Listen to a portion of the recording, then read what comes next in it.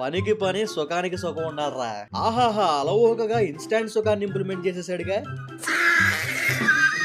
2 రూమ్లు ఉన్నాయి గానీ ఒకటే ఏసీ ఉంది. అలాంటప్పుడే మరి ఎలాంటి బుర్ర కావాలి. పనోడితనం అంటే ఇది. మరి దజ్జాగా పెళ్లి కొడుకుని గుర్రం మీద ఊరేగిద్దామంటే ఈ వాన తగులుకుంది. అయితే మాత్రం ఆగుతామే ఏంటి? చేయాలనుకున్నది చేయడం మాత్రం పక్కా. కవర్ తో కవర్ చేసి క్రేజీగా తిప్పేస్తున్నారు. ఇంకా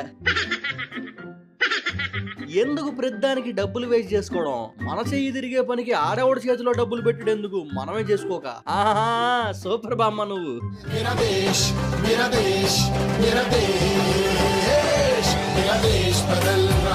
క్లాస్ అయితే గప్చుప్ గా వెళ్ళి గ్రౌండ్ లో కూర్చోకుండా బయట నుండి లోపల ఉన్న వాళ్ళని గెలికేస్తున్నారు చూడండి. ఓ అమ్మా పాపం చదువుకోనివ్వండి.